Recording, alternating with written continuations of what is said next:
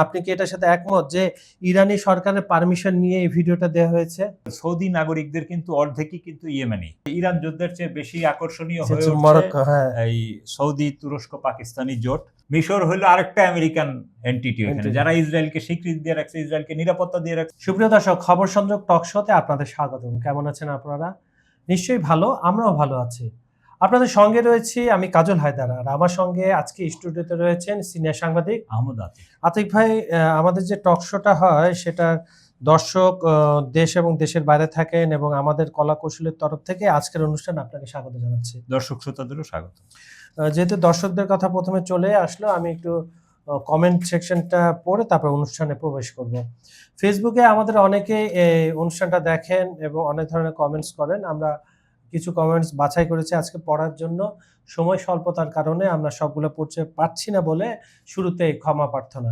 শাহ আলম লিখছেন, আলোচনা চমৎকার, বাস্তব ভিত্তিক। ধন্যবাদ আপনাকে। এমডি রিয়াজ রাজ আমাদের লাভ লিখ দিয়েছেন, ধন্যবাদ আপনাকে। গিয়াসউদ্দিন ব্যাপারে লিখছেন, হোক সুখের না হয় হোক দুঃখের, আমি সব খবর শুনতে চাই, বস্তুনিষ্ঠ আলোচনা। ধন্যবাদ আপনাকে। শেখ জাহাঙ্গীর আলম সিদ্দিকী লিখছেন, আসসালামু আলাইকুম। ওয়ালাইকুম আসসালাম, আমি বগুড়া থেকে দেখছি। ধন্যবাদ আপনাকে। বগুড়াবাসীকে আমাদের তরফ থেকে মোবারকবাদ। হেলাল উদ্দিন লিখছেন, দুইজনকে আমার সালাম, আমি মালয়েশিয়া থেকে দেখছি। ধন্যবাদ ভাই আপনি। আর মালয়েশিয়া প্রচুর বাংলাদেশি প্রবাসী রয়েছে, তাদের কাছে আমাদের ভিডিওগুলো শেয়ার করে দিবেন। ফজন মিয়া সুনামগঞ্জ থেকে আমাদের অনুষ্ঠানটা দেখেন, এই জন্য আপনাকে আন্তরিক ধন্যবাদ। ইউটিউবের অনেক দর্শক শ্রোতা রয়েছেন যারা কমেন্ট করেছেন, তাদের মধ্যে প্রথমে রয়েছেন হেলাল উদ্দিন জমিরি, টেকনাফ থানা, কক্সবাজার থেকে দেখেন। উনি বলেছেন, দুই ভাইকে ধন্যবাদ, আপনাদের আলোচনার জন্য অপেক্ষায় থাকি। ধন্যবাদ আপনাকে। আনোয়ার হোসেন লিখছেন, আপনাদেরকে অনেক ধন্যবাদ। আপনাকেও ধন্যবাদ। আব্দুর রহমান লিখছেন, আমি সৌদি আরব থেকে রেগুলার আপনাদের আলোচনায় কি। ধন্যবাদ আপনাকে। সৌদি প্রবাসী ভাই বোনেদের আমাদের তরফ থেকে সালাম, এবং আপনারা এই ভিডিওটা দেখবেন, বেশি করে শেয়ার করবেন। এমডি মিলান লিখছেন, কাজল ভাই আপনাদের আলোচনা খুব সুন্দর, এভাবে চালিয়ে যান। ধন্যবাদ আপনাকে। জুয়েল লিখছেন, সুন্দর আলোচনা। ধন্যবাদ আপনাকে জুয়েল, আমাদের রেগুলার ভিউয়ার। ধন্যবাদ আপনাকে। আজিজ মোহাম্মদ লিখছেন, আমি সংযুক্ত আরব আমিরাতের রাজধানী আবু ধাবি থেকে দেখছি। আজকে সর্বপ্রথম আপনাদের লাইভে সংযুক্ত হওয়ার সুযোগ পেলাম। ধন্যবাদ আহমেদ আতিক ও কাজল হায়দার ভাইকে ধন্যবাদ। আশা করি আপনি সবসময় আমাদের সঙ্গে থাকবেন। মাসুদ লিখছেন, চমৎকার সুন্দর আলোচনা, নরসিংদী থেকে, উনি আমাদের রেগুলার ভিউয়ার। ধন্যবাদ আপনাকে। সবাইকে অসংখ্য ধন্যবাদ। এবং বিশেষ করে প্রবাসী যারা রয়েছেন, আমাদের দেশি ভাই বোনেরা তো রয়েছেন, এবং প্রবাসী যারা রয়েছেন তারা মূল্যবান সময়টা বের করে, আপনাদের সময়ের অনেক মূল্য, কারণ আপনারা কাজ করেন প্রচুর, দেশের হয়ে রেমিটেন্স যোদ্ধা, অনেকে ওখানে স্থায়ীভাবে বসবাসও করেন। যে যেখানে আছেন, যেভাবে দেখছেন আমাদেরকে আপনারা জানিয়ে দেন আপনারা কোথা থেকে আমাদের অনুষ্ঠানটা দেখছেন, আপনাদের নাম সহ এবং ঠিকানা সহ জানিয়ে দেন। আতিক ভাই, সবার আগে গতকাল রাত থেকে এবং আজকে বাংলাদেশে বিভিন্ন অনলাইনে আজকে সকাল থেকে যেটা দেখছি যে মোস্তফা খামেনির একটা ভিডিও প্রকাশ করেছে ইরানে আধা সরকারি চ্যানেল তাসনিম নিউজ তাদের টুইটার অ্যাকাউন্টে দিয়েছে, এবং স্থানকাল পাত্র এগুলো কিচ্ছু বলে না, কারণ হচ্ছে তার ওই নিরাপত্তার একটা ব্যাপার। এবং আমার যেটা ধারণা, আপনি কি এটার সাথে একমত যে ইরানি সরকারের পারমিশন নিয়ে এই ভিডিওটা দেওয়া হয়েছে? না, আসলে ইরানি সরকারের চেয়ে তো রাহাবার অনেক উঁচু পাওয়ারফুল। হ্যাঁ, সরকার বলতে তাদের সেনাবাহিনী বা না, রাহাবার নিজেই হলেন সর্বোচ্চ ক্ষমতার রাইট, হ্যাঁ, আসনে। তো উনি যেহেতু ইচ্ছা প্রকাশ করেছেন, বা ওনার সাথে যে বাহিনীটি এখন লিড দিচ্ছে যুদ্ধে, সেই বাহিনীর যারা কর্মকর্তা আছে এবং ওনার উপদেষ্টা আছে, তাদের সাথে আলাপ করে এটা করে। আচ্ছা, আপনার কাছে একটা প্রশ্ন দিয়ে রাখি, সেটা হচ্ছে এই সময়টা কেন, যখন যুদ্ধ বন্ধ কিন্তু হরমুজ নিয়ে দর কষাকষি, সৌদি আরবের সাথে একটা মক্কা চুক্তি, প্রতিরক্ষা চুক্তি, সবকিছু মিলে সময়টা কিন্তু খুব সিগনিফিকেন্ট। হ্যাঁ, আমার মনে হয় এটা একটা সময়, এটাও একটা কারণ যে আসলে যে তারা নানান ধরনের গুজব রটাইতেছিল যে উনি রাশিয়া চলে গেছেন, উনি মারা গেছেন। আমেরিকা তো গতকালও বললো উনি 90% অক্ষম, শারীরিকভাবে অক্ষম হয়ে গেছে। তো সেইগুলার জবাবও একটা দরকার ছিল, আমার যেটা মনে হয়, সেই কারণেও এটা হতে পারে। এবং নেতাকে দীর্ঘদিন না দেখলে আবার মানুষের মধ্যে এক ধরনের হতাশাও তৈরি হতে পারে। এই কারণে জনগণকে আবার উজ্জীবিত, কারণ প্রতি রাতেই তো ইরানের জনগণ এখনো সারা ইরানের রাস্তায় তারা পাহারা দেন, এবং তাদের চত্বরে কিন্তু যে আপনার ইরানের পতাকাটা ধরে কিন্তু এক একজন থাকে, এক একজনের দায়িত্ব পড়ে এক একদিন, এবং ঝড় এক একজন ঝঞ্ঝা থাকে, যাই এবং থাকুক। এর মাধ্যমে বিপ্লব বিরোধীরা যেন মাথাচাড়া দিয়ে উঠতে না পারে, এইটারও একটা প্রচেষ্টা। তো সেই হিসাবেই আসলে আমার মনে হয় যে জনগণকে ঠান্ডা আশ্বস্ত রাখার করা জন্যই, বা আশ্বস্ত করা এবং বিশ্ববাসীকেও আশ্বস্ত করার জন্যই তার এই ভিডিও প্রকাশ করা হয়েছে। তো যাই হোক, এখন এই যে আমরা এখন কিন্তু আসলে ইরান যুদ্ধের চেয়ে বেশি আকর্ষণীয় হয়ে উঠছে মরক্কো, হ্যাঁ, এই সৌদি, তুরস্ক, পাকিস্তানি জোট। এবং খেয়াল করবেন এই জোট একটা হলো সামরিক জোট, আবার এর পাশাপাশি কিন্তু একটা নেভাল ব্লকেড, বাব আল মানদেবের ব্লকেড উঠানোর জন্য 13টা দেশের, সেখানে বাংলাদেশও আছে। তেমন সৌদি তো 2টা। সৌদি আরব তো আছেই। তো এটার কমান্ডার হলো সৌদি নেভির একজন। তো এখন বিষয়টা এই জায়গায় দাঁড়াচ্ছে যে 2টা ক্ষেত্র আপনি খেয়াল করেন, মানে সৌদি আরব কিন্তু এই জায়গায় 2টা মানে গেমস শুরু করে দিয়েছে। এক হলো সাগরে বাব আল মানদেব খোলার জন্য নেভি জোট, আবার সামরিক জোট করেছে এইটা। এবং সামরিক জোটের অলরেডি কিন্তু বিভিন্ন দেশের আর্মি অঘোষিতভাবে, যারা যোগ দেয়নি এখনো প্রকাশ্যে কাগজে কলমে সাইন করেনি, কিন্তু প্রচুর দেশের আর্মি সৌদি আরবে আছে এবং তারা ইয়েমেন সীমান্তবর্তী এলাকার দিকে আছে, নাজরান বলে এই এলাকাটাকে। এবং এটা তেল সমৃদ্ধ এলাকা, এবং এটা কিন্তু ইয়েমেনের অঞ্চল। আপনি জানেন কিনা সৌদি আরবের সাথে তাদের একটা চুক্তি ছিল ইয়েমেনের, হ্যাঁ ইয়েমেনের। সেই চুক্তি অনুযায়ী সৌদির প্রায় অর্ধেক এলাকা কিন্তু ইয়েমেনের। এটা ওই যে আমাদের সিঙ্গাপুর আর মালয়েশিয়া চুক্তির মাধ্যমে ভাগ হয়েছে, আর আমরা যুদ্ধ করে ভাগ হয়েছি। আর তারা হলো ওই চুক্তি করা ছিল যেটা ফেরত দেবে, কিন্তু সৌদি আরব এখনো ফেরত দেয়নি। এবং আপনি একটা জিনিস খেয়াল করবেন, সৌদি নাগরিকদের কিন্তু অর্ধেকই কিন্তু ইয়েমেনি। তো এখন এরাও কিন্তু দেখেন এই যে সীমান্তে গত পরশুদিন থেকে কিন্তু এই যে সামরিক জোট করার আগে থেকেই তারা কিন্তু এই যে ইয়েমেনের সরকারি সৌদিপন্থী যে সরকার আছে তাদের ব্যাপক সমরাস্ত্র সহ তারা ওই যে প্রতিরোধ যোদ্ধাদের এলাকার দিকে তারা মুভ করার চেষ্টা করতেছিল। পাহাড়ের আড়ালে বিপুল সরঞ্জাম তারা সমাবেশ করেছিল, কিন্তু এইটা তারা প্রতিরোধ যোদ্ধারা টের পেয়ে তারা কাউন্টার হামলা চালিয়ে তাদের ভাষায় শত শত নিহত হয়েছে। আর সৌদি জোটের ইয়েমেনিরা স্বীকার করেছে 100-র কিছু কম। মানে কিছু তো হইছে এখানে ক্যাজুয়ালিটি। সরকার যদি 100-র কম স্বীকার করে তার মানে এর ডাবল বা 3 গুণ এটা হইছে। আর যুদ্ধের ময়দান এটা স্বতন্ত্রভাবে যাচাই করার কোনো সুযোগ নাই। এবং ওই ইয়েমেনি যারা প্রতিরোধ যোদ্ধা তারা এই সরকারি বাহিনীর বিপুল পরিমাণ অস্ত্র শস্ত্র গোলা বারুদ এগুলো দখলে নিয়েছে। যার ফলে এখন এই যে সৌদি আরবের এই বিষয়টা প্রশ্ন, এখন এই যে ইয়েমেনিরা যখন যদি এই সৌদি পার্ট, ইয়েমেনের যে অংশটা সৌদি আরব আর আরব আমিরাত মিলে দখল করে রেখেছে, এই অংশটা শেষ করে তারা যদি মূল সৌদি ভূখণ্ডের দিকে, যেটা ইয়েমেনেরই দাবিকৃত ভূখণ্ড, সেই ভূখণ্ডের দিকে আগায়, তখন কি আমাদের এই 3 দলীয় জোট সেখানে 3 দেশীয় ত্রিদেশীয় জোট কি সেখানে কাজ করবে কিনা, এগুলো নানান প্রশ্ন থেকে যায়। ইয়েমেনের সরকারকে মনে প্যাট্রোনাইজ করে সৌদি সরকার, সেটাই তো বলতেছি, সেইটার কথাই বলতেছি। মানে ইয়েমেনে তো একটা হলো প্রতিরোধ যোদ্ধারা একটা অংশ, আর এই সৌদি ব্যাকআপ একটা অংশ, আরব আমিরাতের ব্যাকআপে একটা অংশ, আবার ওই যে উগ্রপন্থী ব্যাকআপরা মরুভূমি এইসব জায়গায় আছে, এগুলারও বেসিক্যালি সৌদি আরব আর আরব আমিরাত। মানে অনেক লেবাননের তো একই অবস্থা, আপনি দেখেন প্রতিরোধ যোদ্ধা। এখন এই যে ত্রিদেশীয় জোট বানালো, এখানে আমার একটা প্রশ্ন আছে, যদি ইসরায়েল কোনো কারণে এদের কারো উপরে হামলা করে তখন এই ত্রিদেশীয় জোটের ভূমিকা কি হবে, বা মার্কিনীরা যদি কোনো কারণে এদেরকে পাল্টা আঘাত করে। কিন্তু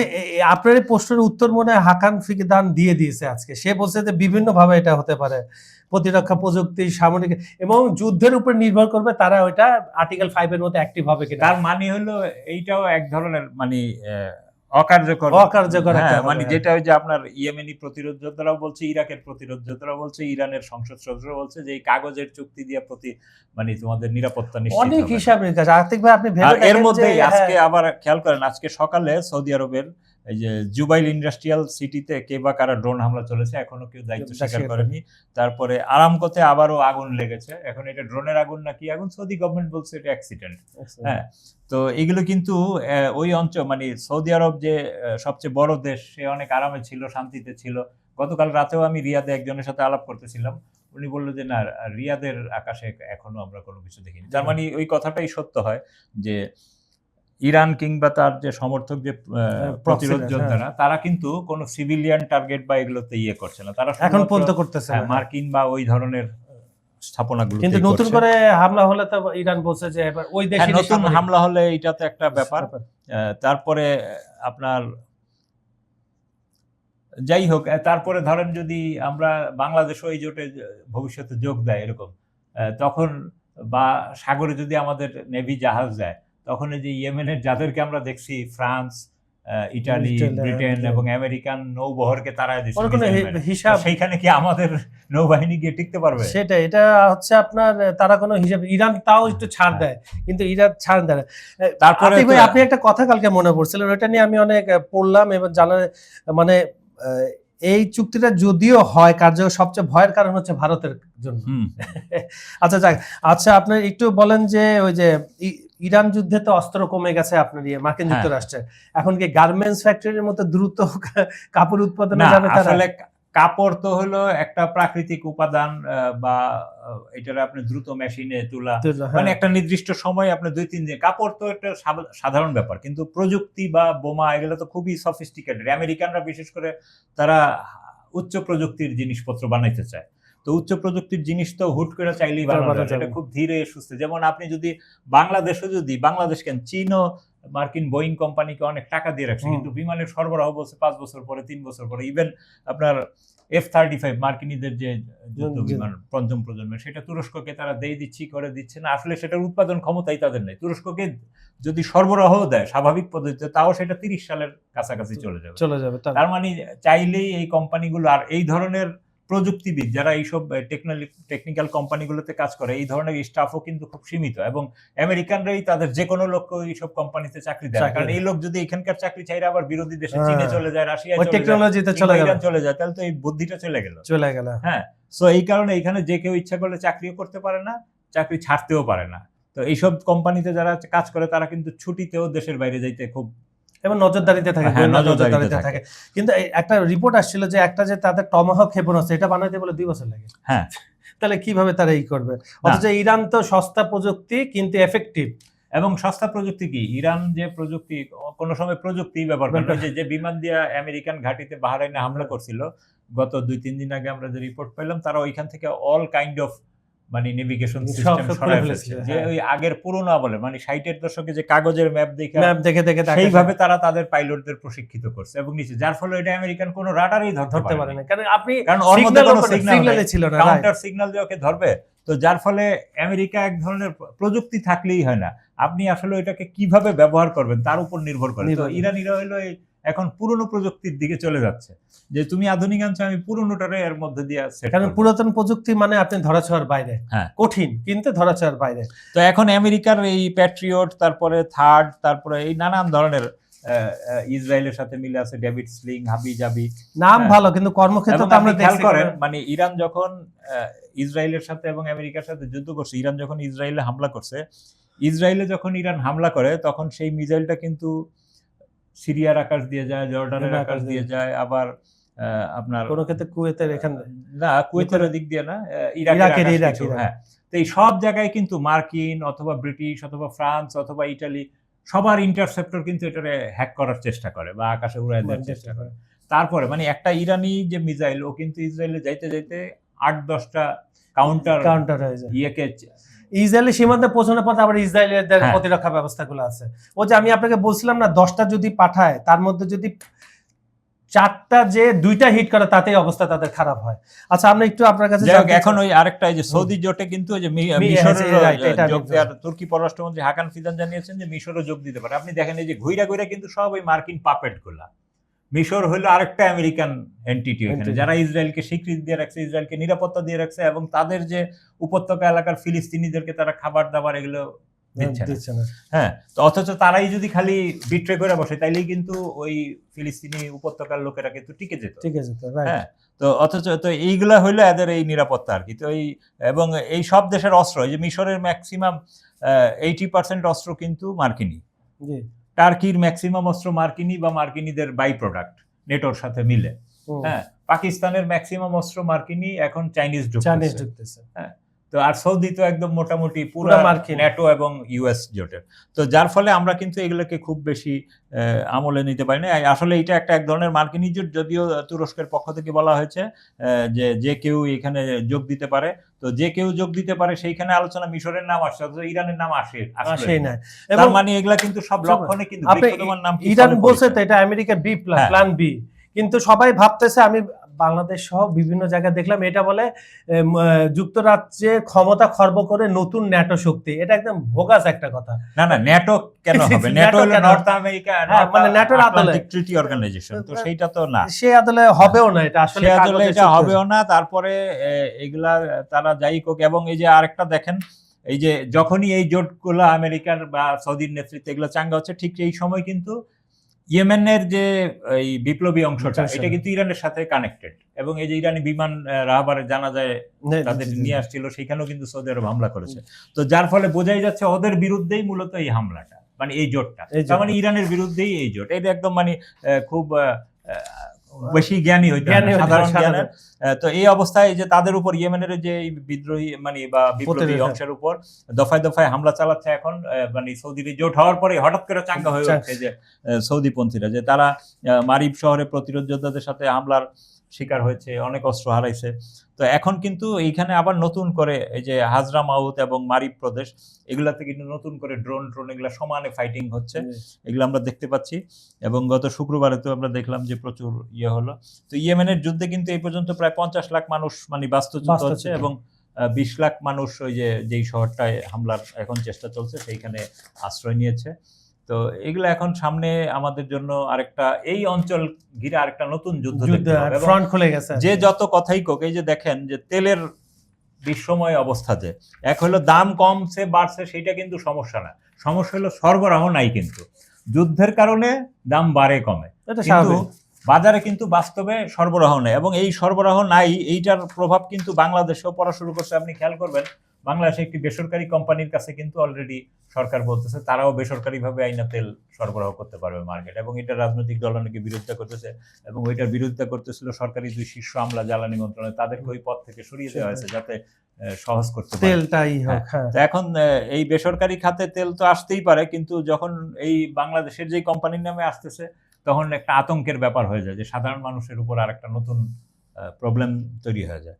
তো এখন সামনে আমাদের দেখা যাক, এটা তো আগস্ট মাস, আগামী মাস বলা হইতেছে যে যদি হরমুজ এবং বাবাল মানদেবের এই অবস্থা টিকে থাকে, তাহলে আগামী মাসের মাঝামাঝি থেকে বাংলাদেশ রীতিমতো কলাপস করবে। মানে অলরেডি আপনি খেয়াল করেছেন যে গতকাল কিন্তু ব্যাপক হারে বিদ্যুৎ যাওয়া শুরু করছে। হ্যাঁ, মানে মানে এতদিন কিন্তু এই যে এত সংকটের পরেও যে 15 মিনিট থাকতো, 20 মিনিট থাকতো, আধা ঘন্টা থাকতো, কালকে কিন্তু আমি নিজেই সেগুনবাগিচা এলাকা, ওইটা কিন্তু ঢাকা দক্ষিণের গুলশান বলি আমরা, তো সেই এলাকায় কিন্তু সেগুনবাগিচায় নরমালি যায় না, কারণ সচিবালয়ের পাশে, সুপ্রিম কোর্ট পাশে, হ্যাঁ, সরকারি ম্যানেজমেন্টের পাশে, এই কারণে ওইখানে সাধারণত বিদ্যুৎ কম যায়, কিন্তু সেইখানেও কালকে আমি 3 দফায় 3 ঘন্টা লোডশেডিং, তার মানে হলো কিন্তু অলরেডি শুরু হয়ে গেছে। মানে ঢাকায় যদি এই অবস্থা হয়, আপনি গ্রামের অবস্থা চিন্তা করেন। কারণ আমার খেয়াল আছে বিগত যে দলীয় সরকার, আওয়ামী লীগের সরকার, তখন বলা হয়েছিল শতভাগ বিদ্যুতায়িত সারা দেশ।